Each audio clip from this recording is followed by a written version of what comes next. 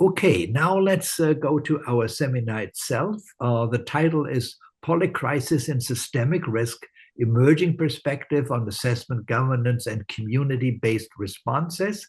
And it's a special honor for me to introduce to you our speaker. Our speaker is Dr. Huan Liu. She holds a PhD degree from Kyoto University.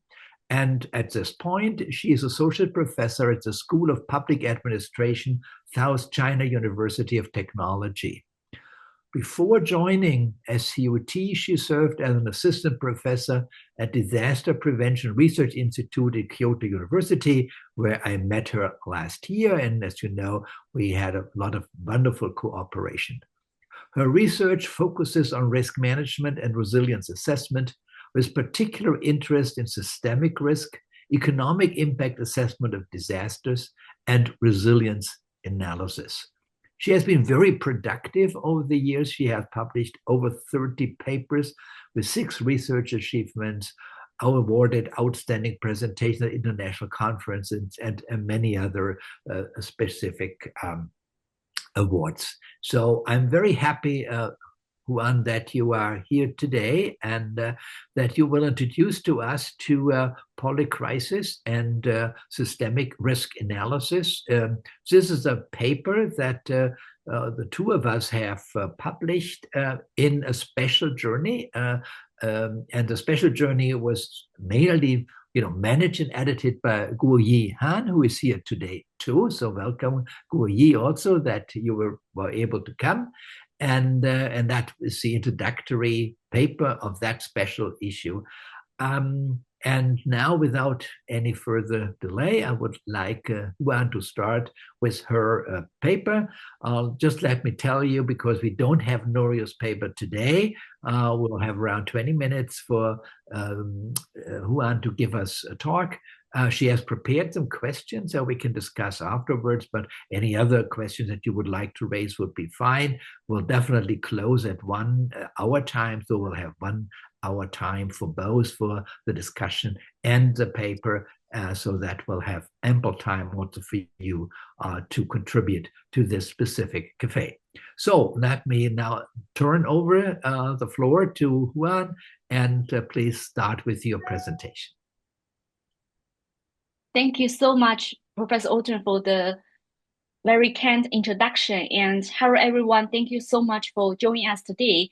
It's a great pleasure and an honor for me to present this work on polycrisis and systemic risk. And it's a joint review paper as introduced with Professor Orton. And I'm very grateful for this cooperation. And this paper is written and finalized and even published during my time at Disaster Prevention Research Institute and the Kyoto University. And very recently, I moved to the School of Public Administration at South China University of Technology, where I continue my research on disaster risk, resilience, and governance. So in today's seminar, I will focus on how polycrisis and systemic risk challenge traditional approaches to risk assessment, governance, and communication, and the needs for future research and practice. So the talk is organized into the 4 main parts. So now we are living in an increasingly complex and interconnected world where crises are no longer isolated events. Crises such as COVID-19 or climate change do not stay within one sector or one region. Instead, they spread rapidly across or different domains, where amplifying and cascading impact from one system to another. In response to this development, integrated disaster risk and research has gradually shifted away from analyzing single hazards toward more comprehensive approach that focus on interconnected and mutually interactive risk and crisis. Within this context, the concept of polycrisis and systemic risk have gained increasing attention. Both concepts highlight how mutual risk or crisis can interact, cascade, and affect entire systems. And these concepts have been developed and applied across many disciplines. However, important disagreements remain, especially around definition and conceptual boundaries. In particular, the discussion on polycrisis still evolving, with new elements continues being introduced. So under this background, our review paper aimed to provide the first summary on the existing literature on polycrisis and the systemic risk, clarifying their common and differences, and discuss the implication for risk assessment, governance, and communication. Based on the literature we have reviewed the polycrisis definition as shown in table here. We identify several core features that most scholars agreed define polycrisis. First, multiple crises occur simultaneously. And second, this crisis threatens system functionality, potentially leading to partially or even total breakdown. Third, crises can spread across systems, affecting domains beyond they first emerged. And then also impacts often cascade within and between systems. To amplify over damage, making combined effects much larger than individual risk. Taken together, these features highlight that polycrisis is not about isolated shocks, but about propagation and across systems. To address this, we also propose a general conceptual framework structure around 4 dimensions. First, interconnected interact and reinforce each other. Second, complexity and uncertainty, this reflecting nonlinear dynamics and limited predictability. And third, temporal and spatial dimensions, emphasizing what polycrisis unfolds across regions and timescales, and systemic impact, highlighting effects on entire economic, social, environmental, and political systems.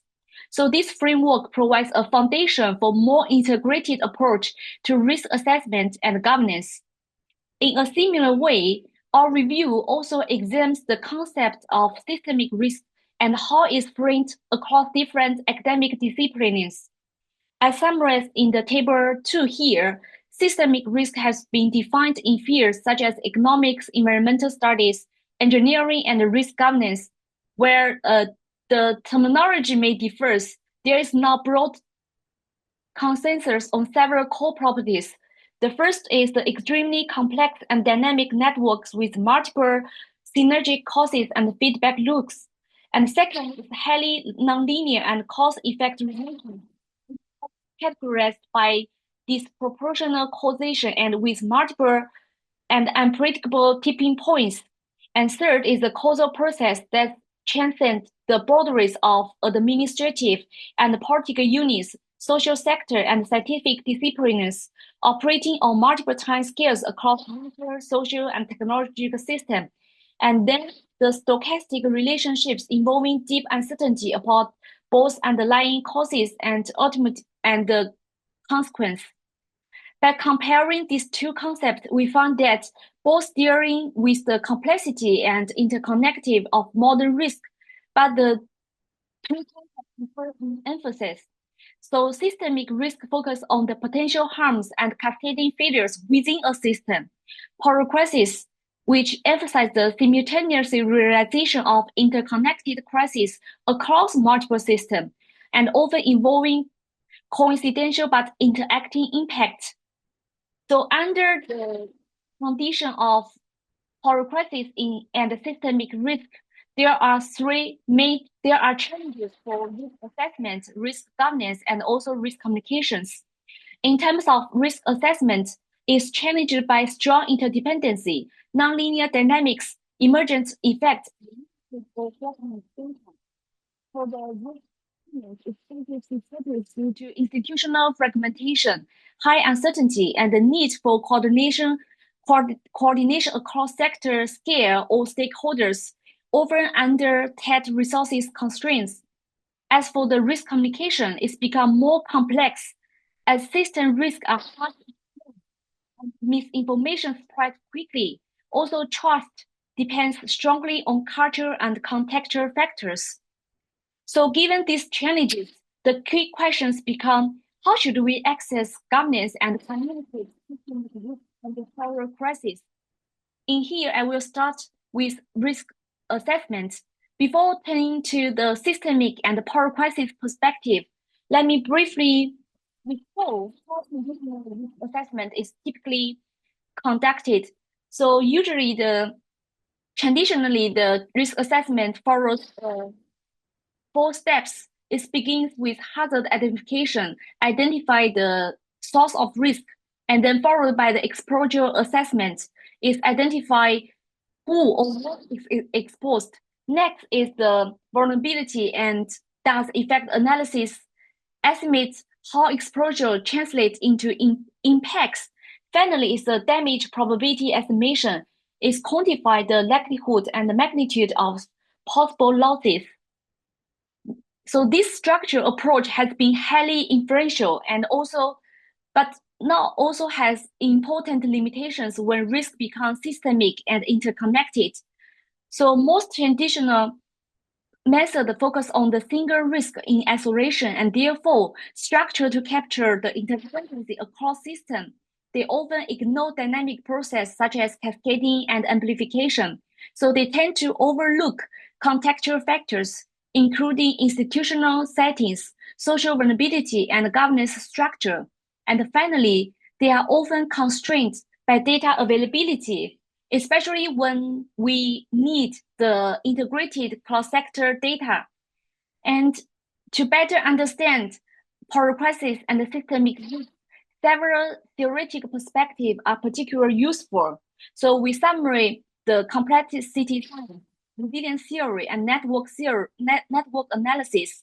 So in the complexity size, it highlights how interactions among components can generate unexpected and nonlinear outcomes. As for the resilience theory, it's focused on the capacity of systems to absorb shocks, maintain core functions, and recover. It's emphasizing the adaptation and learning rather than the failure avoidance. As for the network analysis, it draws attention to system structure, helping to identify critical nodes, weak links, or the pathway of risk propagation. So building on those theory foundation, a range of advanced or appropriate assessment tools has been developed, including agent-based model, systemic dynamics, network models, stress testing, and also the machine learning, most recently AI. So therefore, those approaches provide a more realistic basis for assessing systemic risk and the polycrisis. And then let's discuss the risk governance. So first, I will briefly summarize the main methods still widely used in risk governance. So this includes the risk matrix and scenario analysis, value at risk, cost-benefit analysis, and multiple criteria decision making. So the traditional risk governance method, the main strengths lies in their structure, transparency, and comparability, making them very quite useful for communication and under polycrisis. This traditional risk governance method face serious challenges, so they rely on the simplified cause-effect assumption, structure with black swans, and also reflect competing knowledge claims and are constrained by institutional silos. Trial and error learning also become risky when and in response to this, polycrisis research increasingly calls for cooperative, integrative, and inclusive risk governance. For the cooperative risk governance is emphasized the cross-sector and cross-scale cooperation. As for the integrative governance, it's focused on the transactional impact and explicit value trade-off. As for the inclusive risk governance, it stresses stakeholders and public participation, combining scientific and experimentary knowledge from different stakeholders. So these principles can be operations through the risk-based tools, such as the stress testing, reverse stress testing, and black swan scenarios. So these resilience-based managing tools help to shifting the focus from the controlling risk to strengthening system resilience. And finally, I will turn to the risk communication and participation in Polycrisis.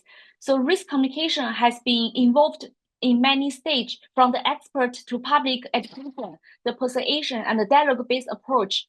At the expert to public education stage, the main focus is informing the public based on expert knowledge, and is mainly limited in ignore the social context and value diversity, and then also fail to change perceptions.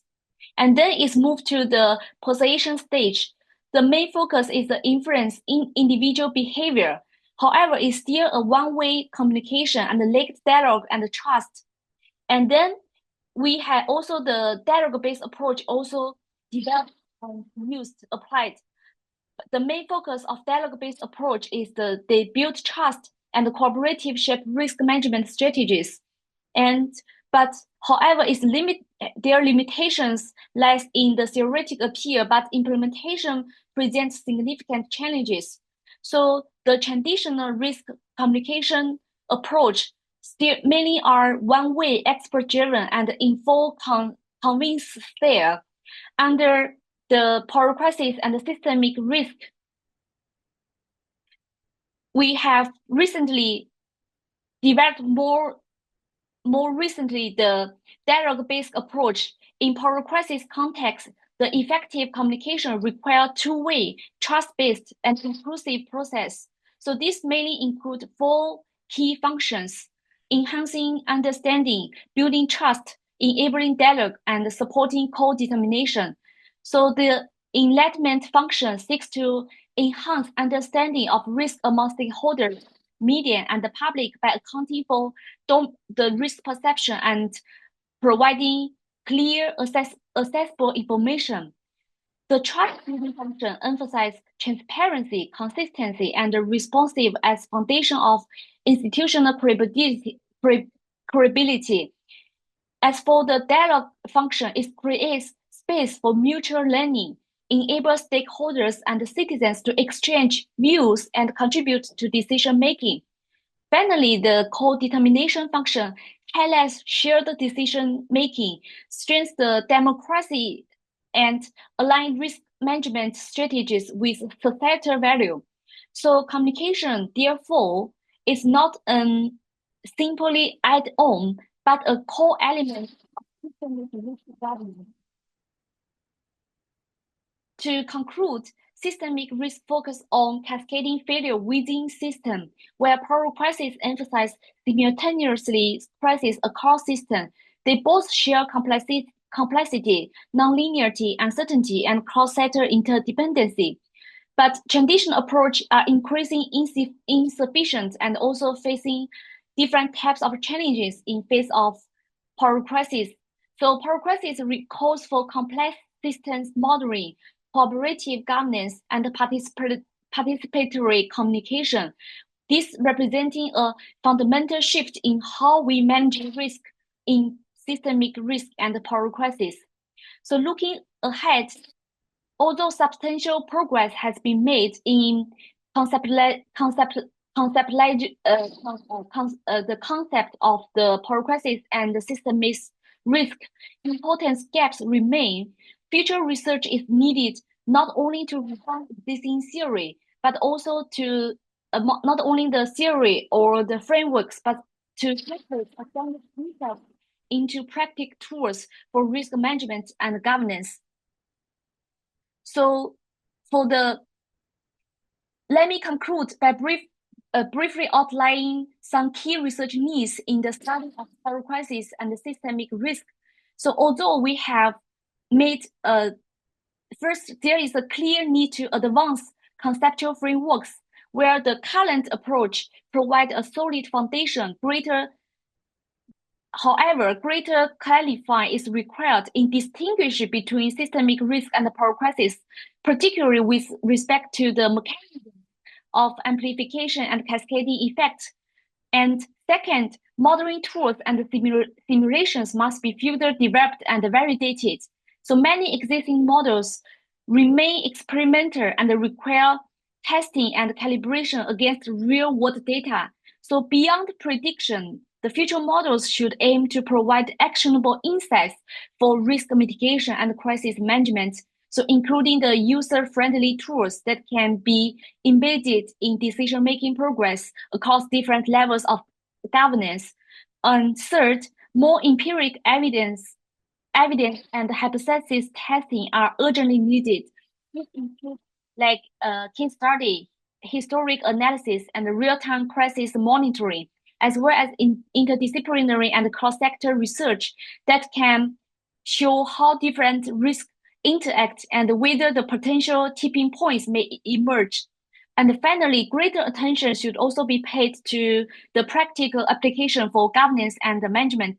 So tapping from theoretic to practice always the matters, and the research should focus on designing the collaborative, integrative, and inclusive governance strategies supported by comparative studies or systemic evaluation of existing governance models. So given the political and social urgency of power crisis, future research must be not only academically done, but also politically feasible and public acceptable to make translate into action. And in the end, rather than to make conclusion, I would like to propose some questions for discussion. The first one is like, should power crisis model prioritize predictive accuracy or decision usefulness for governance? And how can trade-offs be between model complexity and unstability be adjusted? And the second, are these limitations to what governance system can manage and power crisis, and how should policy prepare for governance failure rather than assume they can achieve full control? And third, how can power crisis governance strategies be made feasible and public acceptable under the crisis fatigued societies? So those are leave for discussions, and I very much appreciate for your comments. And also the corresponding author of the paper, Professor Aldrin, may have some additional commentary for this paper. So please also very welcome to add. And this is all my presentation. Thank you very much for your listening.